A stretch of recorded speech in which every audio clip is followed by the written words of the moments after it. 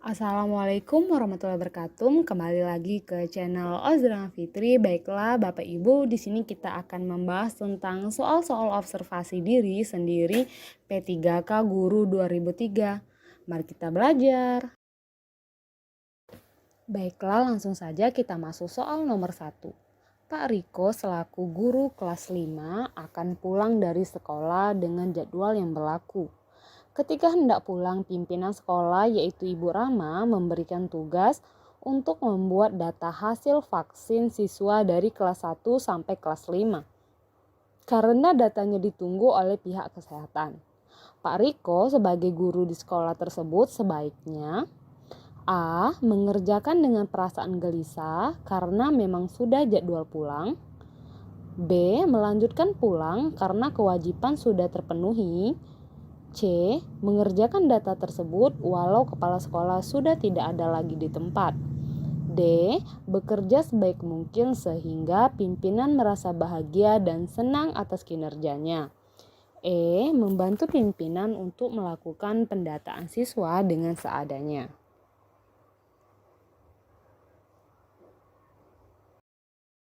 Jawabannya C. Mengerjakan data tersebut walau kepala sekolah sudah tidak lagi di tempat. Mari kita bahas Bapak Ibu, kenapa jawabannya C.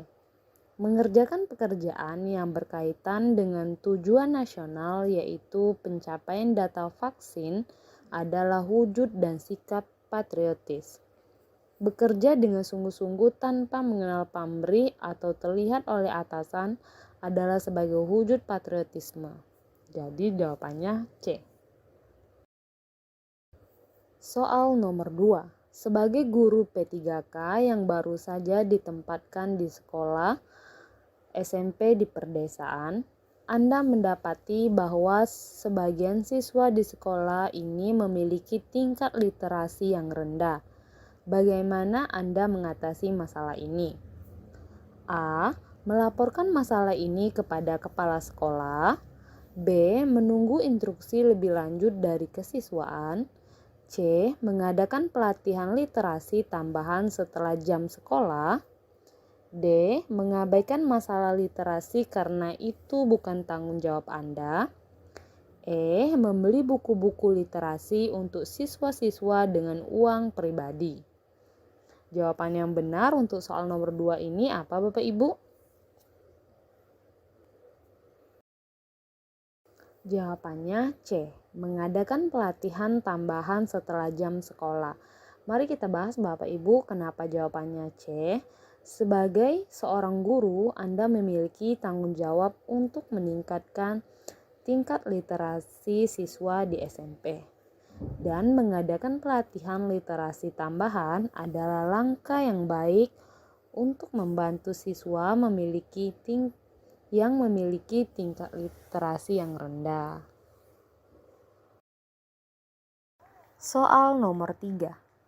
Sebagai guru, Anda ditugaskan oleh kepala sekolah untuk melaksanakan proker yang tidak Anda inginkan. Namun, kepala sekolah Anda meminta untuk tetap melaksanakannya. Hal yang akan Anda lakukan pada situasi tersebut adalah A. Tetap menjalankan program meski ada rasa ragu-ragu namun tetap dilaksanakan karena perintah atasan harus tetap dijalankan sekalipun bertentangan dengan hati nurani. B. Tidak berkomentar apapun terkait dengan program tersebut, berusaha menjalankan sepenuh hati program tersebut dengan sebaik-baik mungkin karena telah menjadi komitmen akan menjalankan kewajiban secara optimal bila diterima menjadi ASN. C. Meninggalkan program tersebut karena saya hanya mau melaksanakan sesuai keinginan dan tidak ingin melakukan sebuah kegiatan yang bertentangan dengan hati nurani saya. D. Mengungkapkan ketidaksetujuan disertai dengan alasan kepada atasan tersebut. Namun program tetap dilaksanakan karena sudah menjadi kewajiban dan komitmen sebagai abdi negara untuk menjalankan program kantor. E. Mengungkapkan setujuan saya kepada rekan kerja lain dan berharap ada beberapa rekan kerja lain yang memiliki pemahaman yang sama. Jawaban yang benar untuk soal nomor 3 ini apa Bapak Ibu? Jawaban yang benar yaitu B. Tidak berkomentar apapun terkait dengan program tersebut. Berusaha menjalankan sepenuh hati program tersebut dengan sebaik-baiknya. Mungkin karena telah menjadi komitmen dan menjalankan kewajiban secara optimal bila diterima menjadi ASN. Mari kita bahas Bapak Ibu kenapa jawabannya B. Di sini dikatakan kita ditugaskan oleh kepala sekolah untuk melaksanakan prokernya. Kita sebagai guru hendaklah kita mengusahakan yang terbaik apapun pekerjaan yang diberikan oleh kepala sekolah tanpa melihat dari segi apapun. Soal nomor 4. Ketika Anda sedang dimarahi oleh kepala sekolah, padahal itu bukan kenyataan atau tidak dilakukan. Lalu, apa yang seharusnya Anda lakukan jika dituduh melakukan hal di luar kenyataan atau realitanya? A. Berupaya untuk memberikan penjelasan tentang keadaan yang sebenarnya. B. Meminta pertimbangan kepada teman dekat untuk penyelesaiannya. C. Saya tidak mempedulikannya karena beredar isu hanya sementara dan akan hilang dengan nantinya. D. Tanggapi pertanyaan dari siapa saja setelah mendengar tentang isu tersebut. E. Saya akan berusaha mencari penyebab bagaimana isu tersebut bisa menyebar dan menetapkan perhitungan yang sesuai.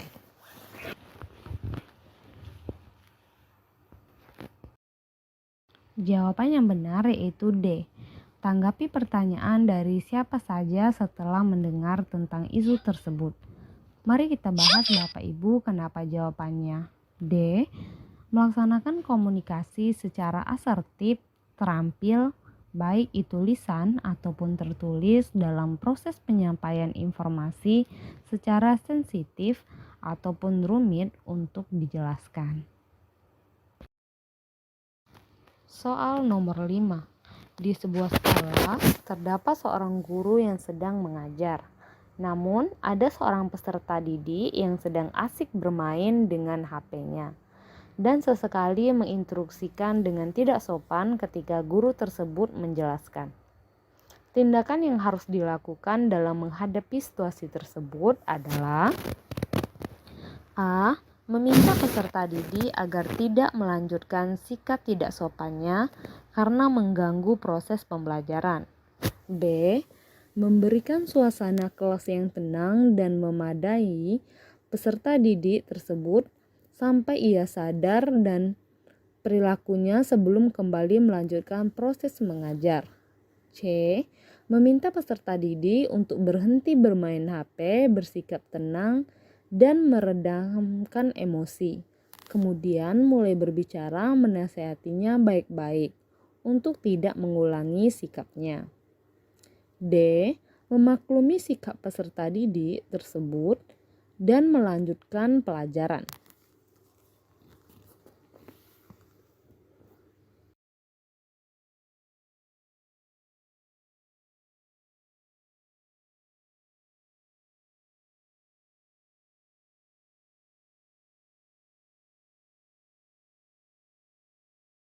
Jawaban yang benar C. Meminta peserta didik untuk berhenti bermain HP, bersikap tenang dan meredamkan emosi. Kemudian mulai berbicara menasihati baik-baik untuk tidak mengulangi sikapnya. Mari kita bahas Bapak Ibu. Di sini dikatakan ada siswa yang bermain HP pada saat kita saat mengajar. Kita sebagai guru harus menegurnya, akan tetapi menegur atau menasihatinya dengan baik-baik, karena jika tidak ditegur akan mengganggu kegiatan atau pembelajaran siswa yang lain. Jadi jawabannya C. Soal nomor 6. Setiap materi pembelajaran memiliki tingkat kesukaran yang bervariasi. Untuk memudahkan peserta didik memahami materi yang memiliki tingkat kesukaran tinggi, guru sering memanfaatkan media pembelajaran. Misalnya, media gambar atau tayangan video yang berisi sistem peredaran darah. Menurut Anda, fungsi media pada pembelajaran di atas yaitu A. Menampilkan objek yang besar dengan video. B. Memberikan konkret konsep yang abstrak. C. Menampilkan objek yang berbahaya dengan video. D. Menampilkan objek yang tidak dapat diamati dengan mata telanjang. Jawabannya D. Menampilkan objek yang tidak dapat diamati dengan mata telanjang. Mari kita bahas Bapak Ibu kenapa jawabannya D. Dalam kegiatan pembelajaran dengan tingkat kesukaran yang tinggi, sebaiknya guru sering memanfaatkan materi pembelajaran, misalnya dengan media gambar atau tayangan video, agar siswa yang kita berikan materi bisa dengan mudah menyerap pembelajaran pada saat kita mengajar. Soal nomor 7.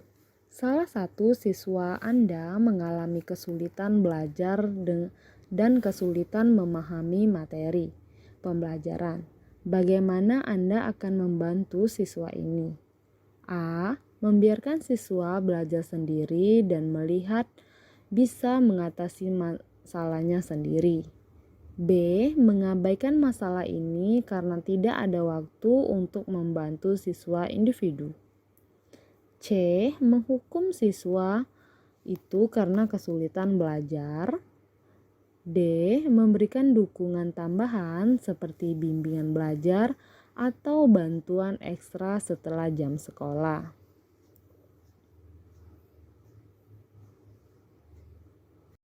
Jawabannya D. Memberikan dukungan tambahan seperti bimbingan belajar atau bantuan ekstra setelah jam sekolah.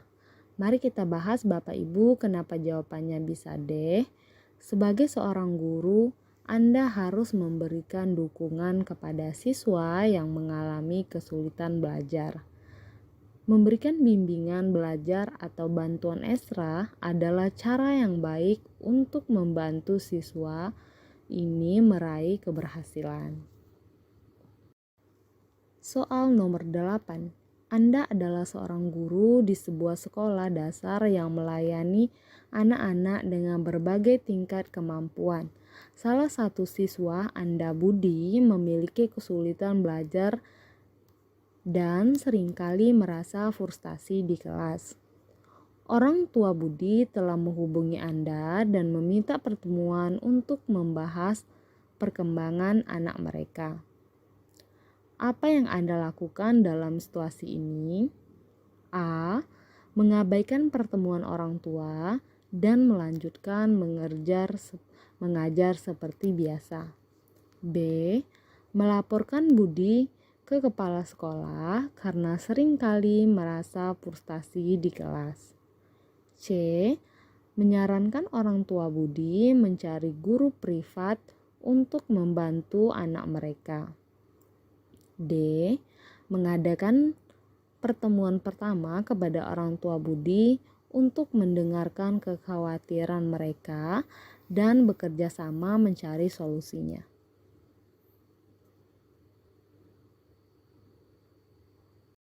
Jawabannya D. Mengadakan pertemuan kepada orang tua Budi untuk mendengarkan kekhawatiran mereka dan bekerja sama mencari solusinya. Mari kita bahas Bapak Ibu. Di sini sudah dikatakan oleh orang tua Budi bahwa anak mereka mengalami frustasi. Jadi kita sebagai guru di sekolah harus menanggapi apa yang menjadi problem atau masalah yang sedang dihadapi oleh siswa kita, serta mencari solusinya bersama dengan orang tua sehingga membuat siswa masih bisa mengikuti kegiatan belajar dengan semestinya di sekolah. Soal nomor 9. Dalam perjalanan menuju kamar kecil, Anda melihat dengan mata kepala sendiri teman guru Anda melakukan kekerasan kepada siswanya di dalam kelas. Setelah Anda klarifikasi kepada para siswa, ternyata kebiasaan itu sudah lama dilakukannya. Para siswa cenderung tidak berani melaporkan kejadian itu karena diancam oleh guru tersebut. Hal yang Anda lakukan adalah A. Melaporkan secara rinci dan tertulis kepada kepala sekolah dan kepala dinas agar guru tersebut diberi sanksi. B. Menasihati teman guru yang melakukan kekerasan agar segera menghentikan kekerasannya terhadap siswanya. C. Menyampaikan secara santun kejadian itu dalam rapat dengan guru agar guru tersebut tidak melakukan kekerasan terhadap siswanya. D. Memberitahu yang melakukan kekerasan tersebut tentang sikap yang diterima jika kekerasan itu harus dilakukan.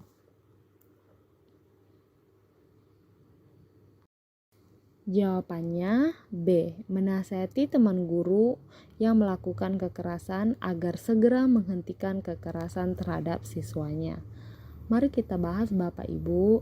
Di sini sekolah tidak lagi melaksanakan kegiatan yang berhubungan dengan kekerasan.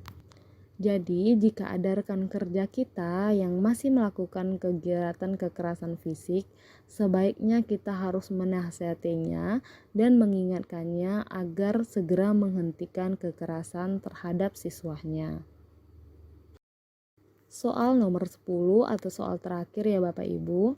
Anda menyadari sikap disiplin setiap orang mampu meningkatkan prestasi dan percaya diri, lebih menguasai materi, siap menghadapi berbagai situasi, dan manfaat lainnya. Akibatnya, untuk mewujudkan sikap disiplin pada siswa, maka tindakan yang Anda lakukan adalah A. Memberikan hukuman bagi siswa yang terlambat. B. Memberikan contoh dengan datang lebih awal. C. Membuat peraturan tertulis untuk ditaati para siswa. D. Memberi hadiah untuk yang paling datang pagi. E. Meminta para wali murid bekerja sama agar siswa tidak terlambat.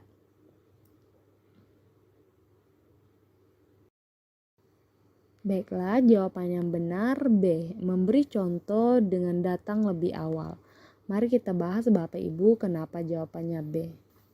Sebaiknya sebelum kita memberikan contoh atau menegur siswa kita, hendaknya kita memberikan contoh agar datang lebih awal dibandingkan dengan siswa-siswa kita. Tindakan kita ini memberikan contoh yang baik untuk siswa kita. Baiklah Bapak Ibu, kita sudah hampir di penghujung video. Terima kasih sudah menonton. Jangan lupa subscribe and follow Ozrama Fitri biar saya semakin semangat untuk membuat videonya. Bye-bye. Assalamualaikum.